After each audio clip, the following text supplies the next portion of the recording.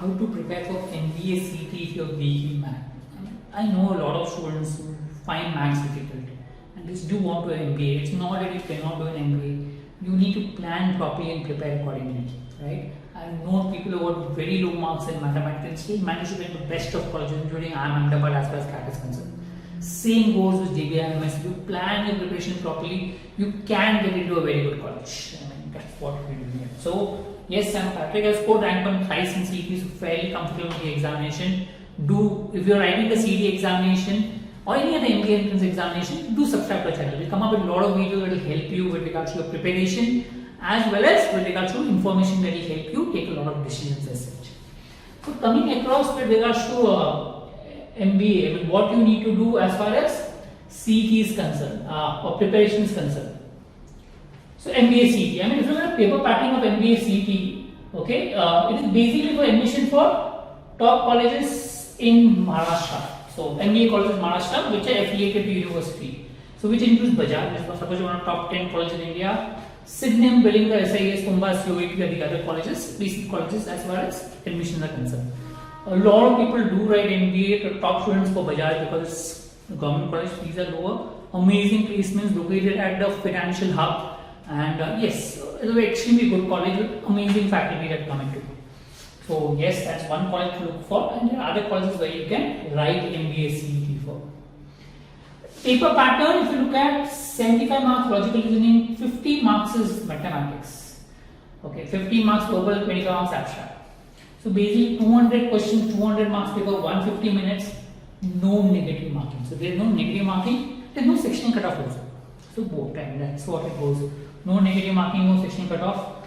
Now, if you look at preparation for Quant, there is no sectional cutoff. A lot of people who write the exam, CET exam, are not able to complete all the 200 questions. Good people normally write 170, 180 questions. They are not able to complete the whole 200 questions anyway.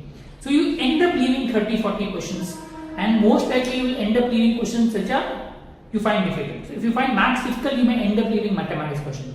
So which means if you solve, you may end up solving 20, 30 questions of mathematics. I'm just putting it across.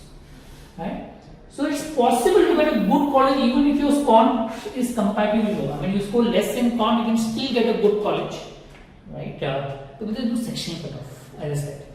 If you score well in all the other areas, which is 150 marks, you can still get a good one. But if you want to aim for Bajaj or a top college, you will have to do a bit of Quant. If your college is beyond the top 3, you may not require too much of Quant. A little bit of Quant will do. Pick up a few topics and work on it.